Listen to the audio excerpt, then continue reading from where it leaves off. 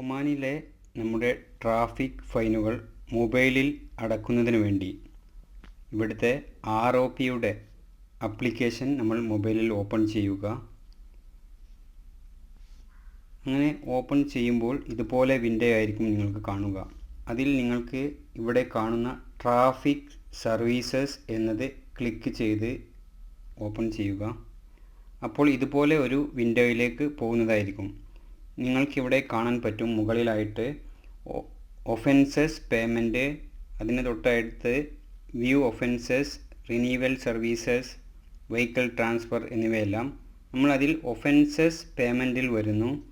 അപ്പോൾ നിങ്ങൾക്ക് താഴെ സിവിൽ ID ടിക്കായിട്ട് കാണാൻ പറ്റും. അതിന് താഴെയായിട്ട് നിങ്ങൾക്ക് നിങ്ങളുടെ സിവിൽ നമ്പറും കാണിക്കും, സിവിൽ ID നമ്പർ. ഇനി നിങ്ങൾക്ക് അവിടെ അത് കാണിക്കുന്നില്ല എങ്കിൽ ഈ സ്കാൻ എന്നത് ക്ലിക്ക് ചെയ്തുകൊണ്ട് നിങ്ങളുടെ ലൈസൻസിൻ്റെ ബാർകോഡ് സ്കാൻ ചെയ്തും നമ്മുടെ ഫൈൻ ഉണ്ടോ ഇല്ലയോ എന്ന് എൻക്വയർ ചെയ്യാൻ പറ്റും. ഇപ്പോൾ ഇവിടെ ഓൾറെഡി എൻ്റെ സിവിൽ നമ്പർ, അതായത് ലൈസൻസ് നമ്പർ ഇവിടെ കാണിക്കുന്നുണ്ട്. ഞാൻ ജസ്റ്റ് എൻക്വയർ എന്നത് കൊടുക്കുന്നു. അപ്പോൾ ഇതുപോലെ ഒരു വിൻഡോ ഓപ്പണായി വരും. അതിൽ നിങ്ങൾക്ക് ഫൈനുകൾ ഉണ്ടെങ്കിൽ ഇതുപോലെ നിങ്ങൾക്ക് കാണിക്കുന്നതായിരിക്കും. ഇവിടെ കാണാൻ പറ്റും there are 1 offences registered and the total payable fine amount is 10 OMR. ഒന്നിൽ കൂടുതൽ ഉണ്ടെങ്കിൽ അതെല്ലാം ലിസ്റ്റായിട്ട് കാണുന്നതായിരിക്കും. ഇനി നിങ്ങൾക്ക് അത് അടക്കുവാൻ വേണ്ടി ഒന്നിൽ കൂടുതലുണ്ട് എന്നുണ്ടെങ്കിൽ സെലക്ട് ആൾ കൊടുത്തടക്കാം. അല്ല എന്നുണ്ടെങ്കിൽ നിങ്ങൾക്ക് ഓരോന്നായിട്ട് അടക്കണം എന്നുണ്ടെങ്കിൽ അതും അതിൽ ഓരോന്ന് ടിക്ക് ചെയ്ത് അടക്കാവുന്നതാണ്. ഞാനിവിടെ സെലക്ട് ഓൾ കൊടുക്കുന്നു.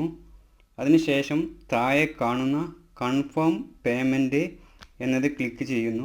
അപ്പോൾ ഇതുപോലെ ഒരു പോപ്പപ്പ് ഓപ്പണായി വരും. You have selected 1 fine and the total amount is, നിങ്ങളുടെ ഫൈൻ എത്രയാണോ അത് കാണിക്കും.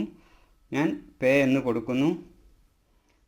അപ്പോൾ ഇതുപോലെ ഒരു വിൻഡോ ഓപ്പണായി വരും, പേയ്മെൻറ്റ് വിൻഡോ.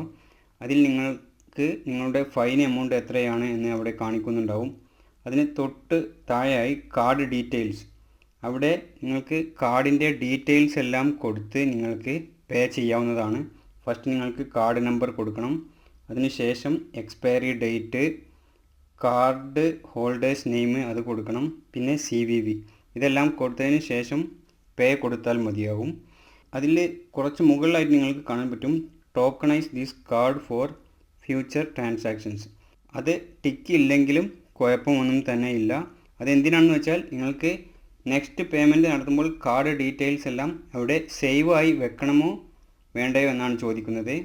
നിങ്ങളുടെ കാർഡ് ഡീറ്റെയിൽസും എല്ലാം കൊടുത്ത് നിങ്ങൾക്ക് ഇവിടെ പേ ചെയ്യാവുന്നതാണ്. അപ്പോൾ അത്രയേ ഉള്ളൂ ഇന്നത്തെ വീഡിയോ. ഇന്നത്തെ വീഡിയോയിൽ പറഞ്ഞ കാര്യം നിങ്ങൾക്ക് എല്ലാവർക്കും മനസ്സിലായിട്ടുണ്ടാവുമെന്ന് വിചാരിക്കുന്നു. വീഡിയോ യൂസ്ഫുള്ളായി എങ്കിൽ അറിയാത്തവർക്ക് വേണ്ടി ഷെയർ ചെയ്യുക. എല്ലാവർക്കും നന്ദി.